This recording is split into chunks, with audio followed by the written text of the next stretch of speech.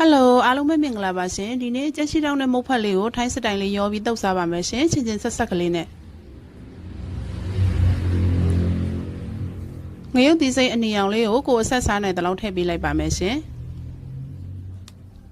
ပြီးရင်ကျက်သွန်ဖြူလေးနဲ့ရောပြီးထောင်းပေးထားလိုက်ပါမယ်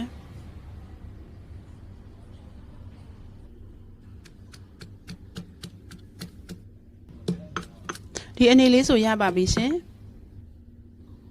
ချက်ချီထောက်လေးတွေကိုခြေသေးလေးတွေဖြတ်ပြီးတော့ရေဆေးတန့်စင်ထားလိုက်ပါမယ်ရှင်ပြီးရင်တော့ပြုံးမဲ့ဦးတွေကိုရှာလကာရည်လေးနည်းနည်းထည့်ပါမယ်ရှင်ပြီးရင်တော့စပလင်လေးလည်းနည်းနည်းထည့်ပေးလိုက်ပါမယ်စားလေးလည်းနည်းနည်းထည့်ပါနော်စူအောင်တည်ပြီးရင်တော့ချက်ချီထောက်ကလေးတွေထည့်ပါရှင်25မိနစ်လောက်ပြုတ်ပေးလိုက်ပါမယ်ရှင်ဒါကတော့ချက်ချီထောက်ကလေးတွေပြုတ်ပြီးရင်ထည့်ဖို့ရေခဲရေလေးစိန်ထားတာပါရှင်ရေခဲလေးအဆင်သင့်လုပ်ထားတာပါပြင်ချက်ချီထောက်လေးတွေဒီထဲမှာခဏစိန်ထားလိုက်ပါမယ်ရှင်ပြီးရင်တော့ပြန်ပြီးရေစစ်ထားပေးလိုက်ပါနော်ထိုင်းထညက်အပြော့လေးနည်းနည်းထည့်ပေးလိုက်ပါမယ်ရှင်ထောင်းထားတဲ့ငရုတ်သီးလေးတွေထည့်ပါမယ်ချုံမုတ်လေးနည်းနည်းထည့်ပါမယ်ရှင်မစားရင်တော့မထည့်ပါနဲ့ထိုင်းငပိရေလေးထမင်းစားစုံနဲ့4-5စုံလောက်ထည့်ပေးလိုက်ပါမယ်ရှင်ငပြရေထမင်းစားစုံနဲ့1စုံထည့်ပါတယ်ရှင်တမယာသီးနှလုံးလောက်ထည့်ပါတယ်ရှင်ကိုကအချင်းကြိုက်ရင်ကြိုက်တယ်လို့ထည့်ပါနော်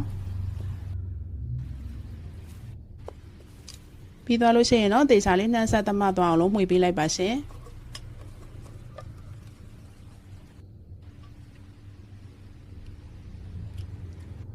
အရသာလေးအနေတော်ဖြစ်ပြီဆိုလို့ရှိရင်တော့ပြုတ်ထားတဲ့ကြက်ချီတောက်လေးတွေထည့်ပါမယ်ရှင်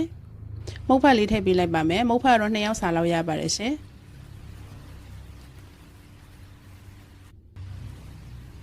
ပဲတီရှမ်းနနန်ခင်းစင်တီလေးထည့်ပေးလိုက်ပါတယ်ရှင်ပြီးသွားရင်တော့တေချာအောင်တမအောင်တုပ်ပေးလိုက်ပါမယ်အရသာလေးတွေနှံ့ဆက်သွားအောင်လို့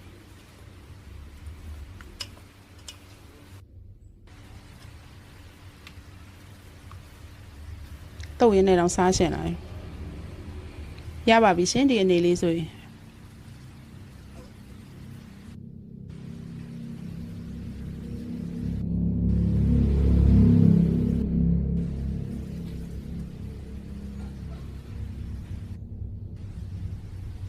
တုပ်စားကြည့်ပါနော်ရမ်းစားကောင်းပါတယ်ရှင်ချင်းချင်းဆက်ဆက်ကလေးနဲ့